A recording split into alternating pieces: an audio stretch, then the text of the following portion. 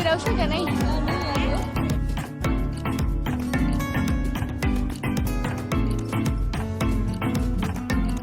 હું તો બેઠા બેઠા પડી ગઈ.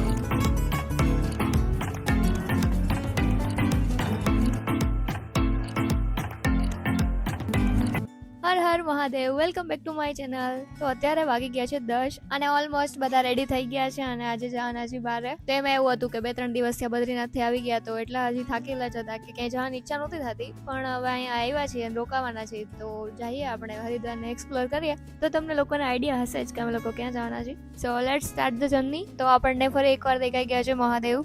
1 કલાકનો રસ્તો કાપ્યા પછી અમે લોકો પહોંચી ગયા ઋષિકેશ બાજુ કે જ્યાં સત્યનારાયણ ભગવાનનું એક મંદિર છે. અહીંયા તો એવું લખેલું છે કે મનોકામના પૂર્ણ પ્રાચીન સિદ્ધપીઠ, એટલે કે શાયદ એવું હોય છે કે અહીંયા કોઈ પણ વિશ માંગવાથી પૂરી થઈ જતી હોય.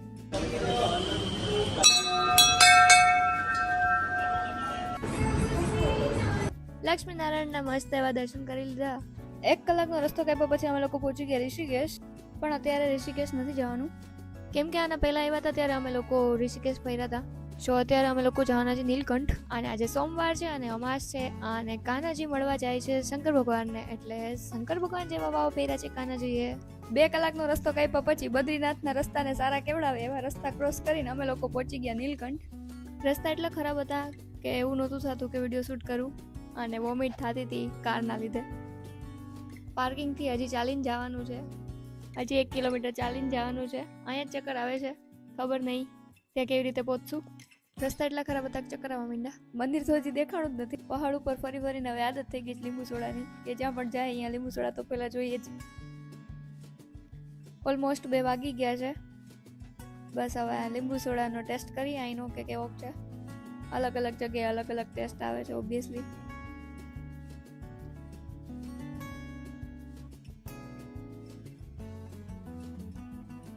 ફાઇનલી બની ગઈ દીસુની ફેવરિટ લીંબુ સોડા. અલગ અલગ પ્રકારના માણસો જોવા મળે, અલગ અલગ કન્ટ્રીના માણસો જોવા મળે. વાતાવરણ જોઈને તો બહુ મજા આવે છે પણ બહુ થાકી ગયા છે. તો અમે લોકો 12 વાગ્યાના નીકળ્યા હતા અને અત્યારે વાગી ગયા 1:45 થઈ ગયા અને હવે ખબર નહીં ક્યારે પહોંચશું. હજી 1 કિલોમીટર જવાનું છે.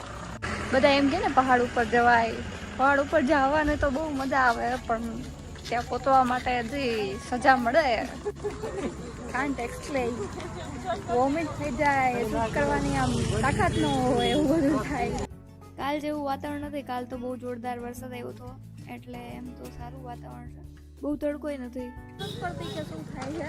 આમ તો ભૂખ લાગી હોય એવું લાગે છે, ચક્કર આવે છે, માથું દુખે છે અને ખબર નથી પડતી. પહાડની વચ્ચે પાછા ઘણા બધા ઘર દેખાય છે. ખબર નહીં અહીંયા લોકો કેવી રીતે રહેતા હશે અને એડજસ્ટમેન્ટ કેવી રીતે કરતા હશે, એ રસ્તો કેવી રીતે હશે, બસ આવા જ વિચાર આવે છે. દેખાવમાં કેટલું મસ્ત લાગે છે પણ અહીંયા પહોંચવું એ બહુ અઘરી વાત છે. અને અહીંયા ચાલે છે બહુ સારી રીતે ફોટોશૂટ. બહુ જોરદાર થાકી ગયા છે તો હવે અહીંયા ધર્મશાળા જેવું કંઈક લખ્યું છે તો અહીંયા બેસીએ. જેને જ્યાં જગ્યા મળે છે ત્યાં બેસી જાય છે. અહીંયા બેસીને કરવાનો છે નાસ્તો, કારણ કે સવારે નાસ્તો કર્યા વગર ન નીકળ્યા હતા. કાનાજી થાકી ગયા હોય ને એવું લાગે છે. પહેલા ત્યાં એવું લાગે છે કે કેટલું બધું ખાલી ગયા પણ હજી મંદિર નથી દૂર સુધી દેખાતું. બંને સાઈડે એક વાંદરા દેખાય છે. જોઈએ એ નીચે આવે છે કે નહીં. વાંદરો તો આવ્યો નહીં પણ નાસ્તો કરી લીધો અને હવે જઈએ છીએ મંદિર સાઈડ. અહીંથી હવે 150 મીટર જ છે એવું દેખાય છે. ક્યારેય ન જોયો હોય એવા ઝાડવા જોવા મળે છે અને માણસોના ઘર પણ છે અહીંયા અને એ લોકો અહીંયા રહે છે એ બહુ ગજબની વાત છે. બસ આવું જોતા જોતા આવી ગઈ બજાર. તો હવે જોઈએ નીલકંઠની બજાર એક્સપ્લોર કરીએ. બધી જગ્યાએ એક સરખું જ વસ્તુ દેખાય છે. પહોંચી ગયા 2 વ્હીલના પાર્કિંગ પાસે કે જ્યાં કાર પાર્ક કરી હતી ત્યાંથી 2 વ્હીલ બુક કરીને અહીં આવવાનું ને પછી અહીંથી ચાલીને જવાનું. બજારમાં પહોંચી ગયા એટલે હવે એવું લાગે છે કે મંદિર બહુ નજીક છે. કલાકથી અહીંયા હાલી છે તો હજી નથી આવ્યું, ખબર નહીં ક્યારે આવશે. પ્રસાદીમાં અલગ અલગ પ્રકાર છે.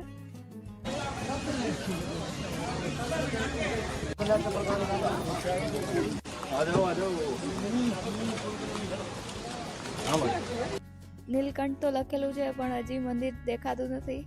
ખબર નહીં હજી તો કેટલું ચાલવાનું હશે. ત્યાં આટલા મસ્તીના 4 ઘર દેખાઈ ગયા. ફાઇનલી મંદિરનો ગેટ આવી ગયો અને વાગી ગયા છે ઓલમોસ્ટ 2:30 જેવું થઈ ગયું છે. પગથિયા ઉતરીને મંદિરે જવાનું છે. વરસાદના લીધે પગથિયા ભીના થઈ ગયા છે અને આપણા ફેવરિટ 4 ઘર દેખાઈ ગયા છે. શૂઝ તો અહીંયા જ કાઢી નાખ્યા પ્રસાદીની શોપ પાસે. જમવાનું તો અહીંયા બી મળે છે પણ ટેસ્ટ એવો નથી હોતો. આટલું આવેલા પછી ખબર જ નથી કે મંદિર ક્યાં છે. બસ ચાલવાનું જ છે. મંદિર આવી ગયું એવું લાગે છે કારણ કે અહીંયા લાંબી લાંબી લાઈન દેખાય છે. ઘણા બધા ગેટ છે, ખબર નથી પડતી. અહીંયા પહોંચીને ચોટીલા જેવી ફિલિંગ આવે છે.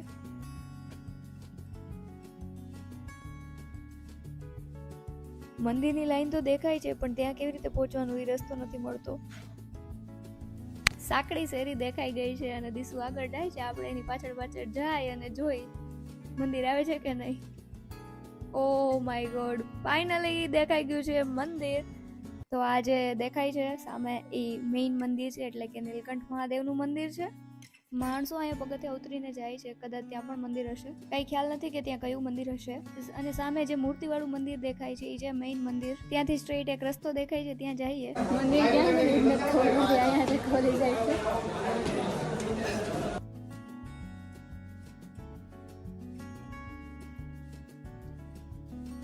પગથિયા ચડીને લેફ્ટ સાઈડ આપણને લાઈન દેખાય છે. હવે આ લાઈન ક્યાં છે ને એનો એન્ડ ક્યાં છે ને એ ગોતવાનો છે.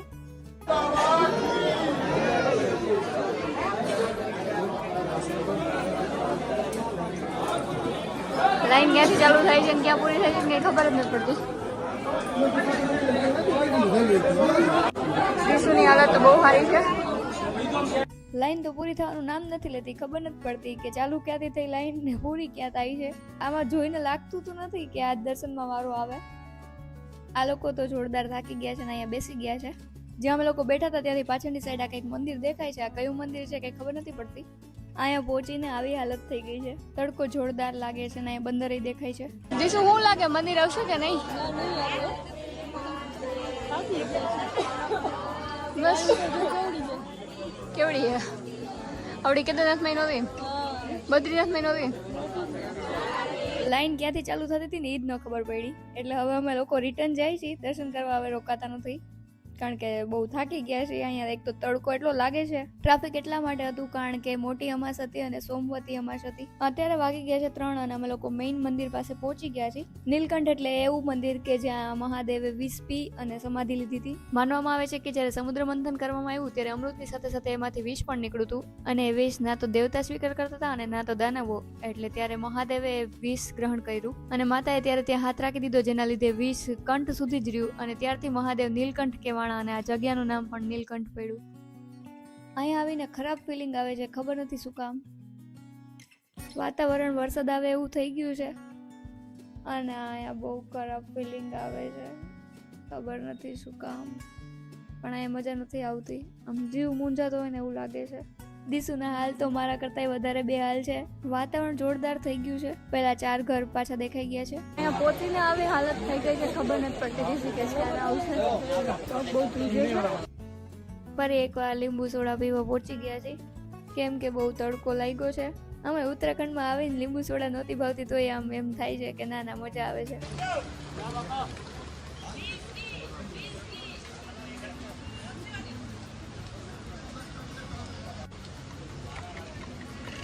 દીસુની તો ફેવરેટ છે એટલે દીસુ કોઈની રાહ જોયા વગર જ પીવા માંડે છે. તો હું કેમ બાકી રહી જાઉં. સોડા પીને અમે લોકો જઈએ બજાર એક્સપ્લોર કરવા. તો અહીંયા ખોટા સાપ દેખાઈ ગયા છે જેનાથી મને બીક લાગે છે એટલે આપણે કોઈને બીવડાવવાની જરૂરત નથી. અને આપણે લઈ લીધી છે ડિયર ડાયરી. બહુ મસ્ત લાગે છે, નાની નાની. અને આ ગ્લાસમાં છે એ ગંગાજળ છે. થોડુંક ચાલ્યા ત્યાં પહોંચી ગયા ધર્મશાળા પાસે. ત્યાંથી આગળ ગયા તો પણ કાંઈ શૂટ કરવાની કાંઈ ઈચ્છા નહોતી થતી અને અત્યારે વાગી ગયા 4:15 અને અમે લોકો પહોંચી ગયા પાછા એન્ટ્રી ગેટ પાસે, એટલે કે જ્યાં પાર્કિંગ કર્યું હતું ત્યાં બેઠી છું અને પાછળ રસ્તો છે. હું તો અહીંયા બેઠા પડી ગઈ. સો એક જોરદાર વ્યૂ બતાવું. આવો વ્યૂ જોઈને બધો થાક ઉતરી ગયો એવું લાગે છે. અહીંયા બહાર પાર્કિંગ પાસે આવીને સારી ફિલિંગ આવે છે. તો હવે અમે લોકો કારવાળા ભાઈની રાહ જોઈ છીએ કે ભાઈ આવે પછી ઋષિકેશ જઈએ. હવે થોડીક એનર્જી આવી ગઈ એવું લાગે છે એટલે અહીંયા થોડાક ફોટોશૂટ કરી લઈએ આવા મસ્ત વ્યૂમાં.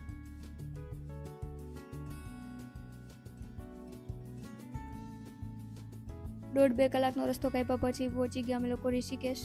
તો અત્યારે 6:10 જેવું થઈ ગયું છે અને ઋષિકેશના ગાર્ડનમાં બેઠા છીએ કારણ કે બહુ થાકી ગયા છીએ. રિટર્નમાં એટલો બધો વાંધો નથી આવ્યો જેટલો જવા ટાઈમના રસ્તામાં વાંધો આવ્યો હતો. દર્શન કરવા ગયા હતા પણ દર્શનનો ત્યાં ટ્રાફિક એટલું હતું ને થાક્યા હતા. ત્યાં અમે લોકો હતા ને ત્યારે એવું નહોતું લાગતું કે ઋષિકેશ આવશે કારણ કે બહુ આમ ખરાબ ફિલિંગ આવતી હતી. રાજકોટના ગાર્ડનમાં ક્યારે નથી બેઠા પણ અહીંયા એન્જોય કરી છે. ઓલમોસ્ટ 6:30 થઈ ગયા છે અને હવે ફોનમાં ચાર્જિંગ પણ નથી એટલે વિડીયો શૂટ તો થવાનો જ નથી. 2 કલાકનો રસ્તો કાપ્યા પછી અમે લોકો પહોંચી ગયા હોટેલે. જમવાની કોઈ ઈચ્છા નથી એટલે અમે લોકો રસ્તામાંથી લસ્સી લઈ આવ્યા હતા. સો આજનો વ્લોગ અહીંયા એન્ડ કરીએ. મળે કાલે નવા વ્લોગ સાથે. ત્યાં સુધી તમે લોકો લાઈક, કમેન્ટ અને સબસ્ક્રાઇબ કરતા હો. Thank you for watching.